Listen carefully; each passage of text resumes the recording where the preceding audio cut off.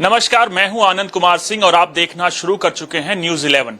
हमारे साथ इस वक्त वो शख्स हैं जो बीजेपी के पूर्व केंद्रीय मंत्री हैं, वरिष्ठ नेता हैं और वर्तमान में सांसद हैं। राजीव प्रताप रूडी जी, आपका स्वागत है न्यूज 11 से। और सीधे तौर पर अगर शुरुआत करें बातों की, तो कल प्रधानमंत्री का रोड शो हुआ, उसके बाद कितने चीजों में परिवर्तन हुआ है बिहार में सर? ये आपने कहा कि कल ही प्रधानमंत्री आए और कुछ परिवर्तन हुआ, तो प्रधानमंत्री जी का मैं समझता हूं कि ये 11वां या 12वां सभा या पटना का रोड शो पहला हुआ और बिहार में एक प्रकार से माहौल बन चुका है। और इस माहौल में विपक्ष का कोई ऐसा नजरिया नहीं दिख रहा है या ऐसा कोई अभियान नहीं दिख रहा है या लोगों में आकर्षण भी नहीं दिख रहा है। मैं समझता हूं कि जो भी मेरा कुछ राजनीतिक विश्लेषण है उसके तहत एनडीए बहुमत के साथ फिर से एक बार बिहार में सरकार बनाई। लेकिन सर, विपक्ष भी इस मौके को छोड़ना नहीं चाहता और पूरी तैयारी के साथ इस चुनाव में उतर रहा है, चाहे तेजस्वी हो। और आपने कल देखा होगा कि राहुल गांधी खुद मछुआरों के बीच पहुंचे और मछुआरों से उनकी जिंदगी के बारे में चीज जानने की कोशिश की। इसको कितना बदलेंगे हालात सर? देखिए, अगर एक तो समय निकल चुका है, मुझे लगता है कि फर्स्ट फेज के चुनाव के पहले कांग्रेस तो राष्ट्रीय पार्टी है और राहुल जी इतने विलंब से आए, यही अपने आप में कुछ एक निराशा प्रतीत हो रहा है। और कुछ मछुआरों के बीच में कोई एजुकेशनल प्रोग्राम के तहत आए हों जो उनको नहीं पता हो, तो मुझे लगता है इसका कोई इम्पैक्ट नहीं है। और मोटे तौर से बिहार के लोगों ने मन बना लिया है सर। लेकिन अगर देखें तो कहीं ना कहीं आपको एक अच्छा खासा अनुभव है संगठन में रहने का और पार्टी के साथ, मंत्री के साथ भी। अच्छा, ये पहली बार मैंने सुना है कि महागठबंधन में फ्रेंडली फाइट है। ये फ्रेंडली फाइट कैसे होती है सर?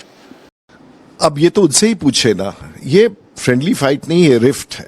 ये बिल्कुल कॉन्ट्राडिक्शन है। और एक ही गठबंधन के दो लोग, विभिन्न पार्टी जिसका कुछ सीटों पर समझौता है, तो मुझे नहीं लगता है कि किसी प्रकार का गठबंधन है। ये विरोधाभास है और इन्हीं कारणों से आज एनडीए में कहीं विरोधाभास नहीं है। यूपीए की बात कर रहे हैं आप, महागठबंधन की बात कर रहे हैं। हाँ, कई ऐसी सीटें हैं जहां पे वो उनसे पूछे, कोई रेलेवेंस ही नहीं है उनके चुनाव का, ना ही वो पॉलिटिकल रेलेवेंस है। एक ही वहां पर थोड़ा बहुत प्रेजेंस किसी का है तो वो तेजस्वी यादव का, लालू यादव का है।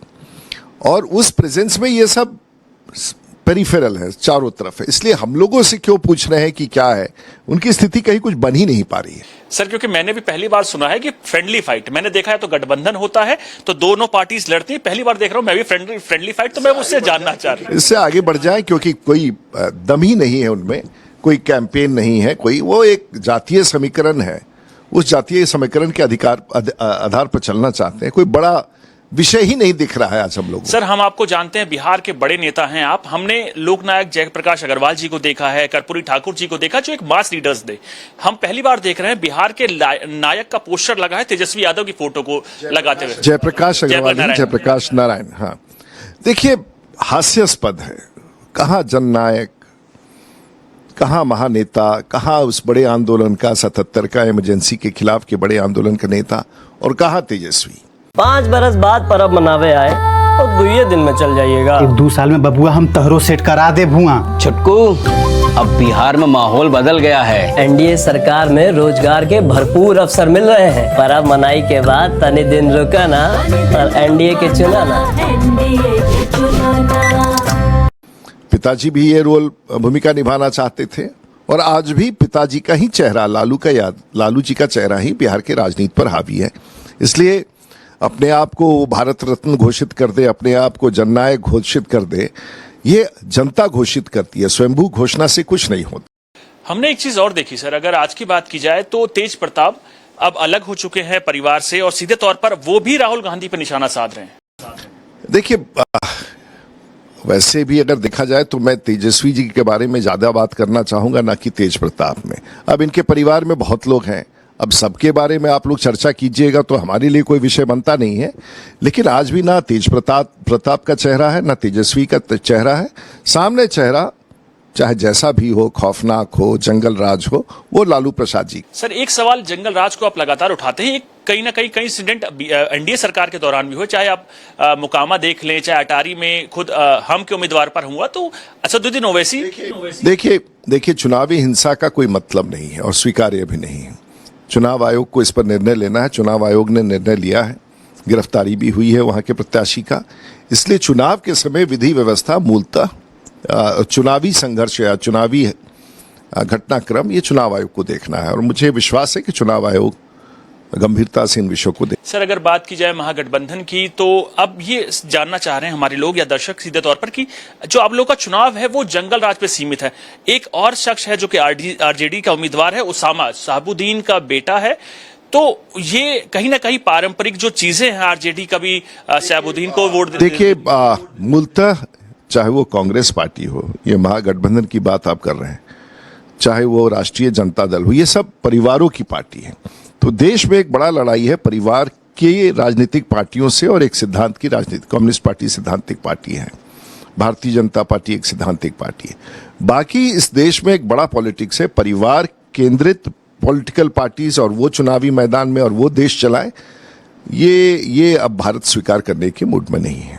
सर, हमने बिहार को जब देखा है तो पहले हम बाकी देश को देखते थे तो स्वर्ण होते थे, वैश्य होते थे और कहीं ना कहीं दलित होते थे, लेकिन बिहार में पिछड़ा, अति पिछड़ा, महादलित तमाम चीजें हैं। तो इस अनुरूप कहीं ना कहीं जाति सिस्टम, ये अब बिहार एक अपने आप में अनोखा प्रयास है, और अब यहाँ पर राजनीति और नेतृत्व जाति केंद्रित है।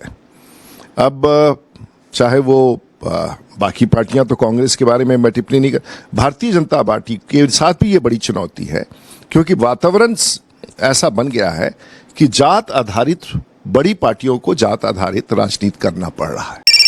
का बहिन, ई बार का कारण है बीजेपी के लावे के? पहली बार घर में गैस आया है, 125 यूनिट बिजली मुफ्त में मिल गया है। हम बीनू दीदी से जीविका दीदी भी बन गए हैं। एक बात और बताएं, बुजुर्गों का पेंशन तिगुना बढ़ाकर 1100 रुपया महीना कर दिया गया है। सच्ची? हाँ। ये दीदी, तुम्हारा लिस्ट तो बहुत लंबा है। बिहार के लिए भाजपा एनडीए ही सही है। कमल का बटन दबाएं, भाजपा एनडीए को जिताएं। सर, अगर बात की जाए मुख्यमंत्री के नीतीश कुमार के हेल्थ को लेकर विपक्ष लगातार सवाल उठाता है। इमरान प्रतापगढ़ी भी आए चुनाव में, उन्होंने भी कहा कि आप लोगों ने कल रोड शो में, क्योंकि मुख्यमंत्री नहीं रहे, तो आपने उनको किनारे कर दिया है। सर देखिए, वो तो इमरान साहब अच्छे मेरे मित्र हैं, अच्छा बोलते हैं, लेकिन अगर नीतीश कुमार का तबीयत खराब रहता तो एक एक जनसभा में 40-40 मिनट बोलते, ऐसा संभव हो सकता है? और ये विधानसभा का चुनाव है, लोकसभा का है नहीं, 40 सीटों का है नहीं, यहाँ 243 सीटों का है। कहीं मुख्यमंत्री हैं, कहीं प्रधानमंत्री हैं, कहीं राजीव प्रताप रूडी हैं, कहीं सम्राट चौधरी हैं, कहीं अशोक चौधरी हैं, कहीं विजय चौधरी हैं, कहीं संजय झा है। ये चुनाव बहुत बड़ा है और ये हर विधानसभा सीट को प्रभावित करना है। इसलिए कौन कहाँ है इस पर टिप्पणी करना कि हर बार प्रधानमंत्री के साथ मुख्यमंत्री रहे या मुख्यमंत्री के साथ प्रधानमंत्री रहे, ऐसा संभव नहीं हो पाता। लेकिन ये सवाल लगातार सर विपक्ष पूछता है, ये इसको लेकर क्लैरिटी होनी चाहिए, क्योंकि ऐसा ही एक भ्रम पहले भी हुआ था कि अब की बार 400 पार, उसके बाद चीजें कम हुई बीजेपी की। देखिए, हम लोग ये नहीं कह रहे, लेकिन हम लोग कह रहे बहुमत आएगी, और आज की तारीख में अच्छी बहुमत बिहार में विश्लेषकों का भी कहना है और हमारा भी ये मानना है। लगभग सर कितना ये संख्या कोई, लेकिन जैसा कि अमित शाह जी ने कहा, हम 160-170 पार करेंगे। और सर एक दो सवाल और है सीधे तौर पर, अगर बात की जाए प्रदेश की, बिहार की, तो बिहार में इस मुकामा के बाद मैंने कई लोगों से बात की तो ये चीजें दिखी कि अब जो वोटर्स है वो आरजेडी का अपनी तरफ कंसोलिडेट हो गया और आपका अपनी तरफ कंसोलिडेट हो गया सीधे तौर पर। तो बहुत ही बढ़िया, आपने अच्छी सूचना दी है। अगर आरजेडी का मुसलमान यादव एक तरफ हो गया और पूरे बिहार का वोटर एक तरफ हो गया तो यह हमारी जीत पक्की हो गई। अगर सर बात की जाए आपकी भूमिका की, कि हमने देखा है कई केंद्रीय मंत्री रह चुके, अच्छा खासा अनुभव है पार्टी में सर, ये चुनाव के बाद राजीव प्रताप रूडी कहां देखेंगे अपने आप को, या आप अभी सांसद वर्तमान में हैं, क्योंकि आपकी कॉन्स्टिट्यूंसी? साहब, मैं 7 बार का सांसद हूं, लालू प्रसाद जी के खिलाफ 40 साल से लड़ रहा हूं, पार्टी ने मुझे इतना बड़ा ओहदा दिया है, मैं जीतता हूं, मैं ताकतवर अपने दृष्टि में हूं, लोगों का विश्वास है। राजपूत समाज का मैं एक पॉजिटिव चेहरा, ऐसा लोग का कहना है। मैं सांगा यात्रा करके गरीबों की भी बात कर रहा हूं और राजपूतों की भी बात कर रहा हूं। मैं अपने भविष्य के लिए अब चिंतित नहीं हूं। मुझे जिंदगी में जो कुछ मिलना चाहिए था, देश की सरकार ने, प्रधानमंत्री जी ने, पार्टी ने, हमारे मित्रों ने मुझे समय से पहले और समय से ज्यादा मिल चुका है। इसलिए मुझे कोई ऐसी महत्वाकांक्षा नहीं है। बिहार आगे बढ़े, अब मेरी आकांक्षा इतनी है कि बिहार को एक दुनिया के पटल पर लाना, बिहार को वो मानक स्थापित करना, सरकार में वो गाइडेंस देना, सरकार को वो विजन देना, ये सब चीजें मेरे शौक का चीज है और मैं इन शौक की चीजों को पूरा करने के लिए चाहता हूं कि बिहार में भारतीय जनता पार्टी एनडीए की सरकार बने। सर, जो हमने सुना है कि प्रधानमंत्री ओबीसी हैं, ओबीसी की सरकार में राजपूत नेता के लिए कितनी दिक्कत है सर? ऐसा कुछ नहीं है और आप उचित नहीं होगा देश के प्रधानमंत्री को ये कहना कि ओबीसी है। सब कोई ना कोई किसी न किसी समाज से आता है, वो ठीक है, लेकिन देश के प्रधानमंत्री पूरे भारत के प्रधानमंत्री हैं। बिहार के संदर्भ में कम से कम उनको तो जाति से छोड़ दीजिए। बिल्कुल सर, आपने सही कहा। अगर बात किया, एक आखिरी सवाल और होगा सर कि अगर विधानसभा चुनाव के बाद बीजेपी को लेकर एक सवाल उठता है कि मुख्यमंत्री कौन होगा, बीजेपी का होगा नहीं होगा, नीतीश कुमार होंगे नहीं होंगे? देखिए, इसमें कोई कंफ्यूजन नहीं है और मैं शुरू से ये कह रहा हूं, नीतीश कुमार बिहार के मुख्यमंत्री थे, बिहार के मुख्यमंत्री हैं और बिहार के मुख्यमंत्री रहेंगे। अगर किसी को कंफ्यूजन है तो कंफ्यूजन मिटा ले। एक सवाल सर अल्पसंख्यक को लेकर है, क्योंकि जो बताया जा रहा है, जो सूत्र बता रहे हैं कि महागठबंधन में कोई एक डिप्टी सीएम अल्पसंख्यक समुदाय से भी हो सकता है, चाहे उसामा हो। अब वो उनका जब बनेगा तब देखेंगे, तब वो सब अभी छोड़ दीजिए, अब इसमें कोई दम नहीं है। उनके बारे में उनके यहाँ क्या हो रहा है, कोई नोटिस लेने के लिए तैयार नहीं, कोई जानने के लिए तैयार नहीं है। हम लोग पहले अपनी बात। आखिरी सवाल सर साफ तौर पर कि कहीं ना कहीं महागठबंधन की कितनी सीटें आती है? आरजेडी का आपको क्या लगता है कितना होगा, कांग्रेस का? देखिए, मेरा तो छोड़ दीजिए, औसतन लोग विश्वास करते हैं जो ओपिनियन पोल, जितना ओपिनियन पोल आ रहा है उसमें बहुमत के साथ एनडीए की सरकार बनती हुई दिख रही है और यूपीए का कोई नामो निशान। तो आप कॉन्फिडेंट हैं कि अगली सरकार? कॉन्फिडेंट, हम एकदम कॉन्फिडेंट हैं। और 150 या 160 या आप उससे भी ज्यादा मान सकते हैं। बहुत शुक्रिया सर हमसे बात करने के लिए। बहुत मैं धन्यवाद। आनंद कुमार सिंह, न्यूज़ 11 से सीधे तौर पर आप सुन रहे थे बीजेपी के वरिष्ठ नेता राजीव प्रताप रूडी जी को।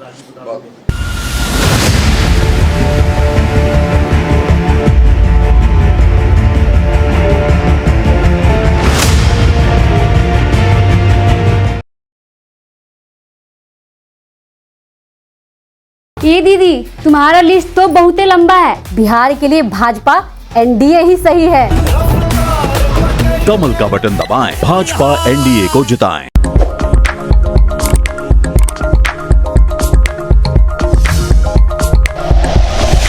Like and share videos, subscribe करें हमारा चैनल और प्रेस करें बेल आइकॉन। न्यूज़ 11 भारत, सच है तो दिखेगा।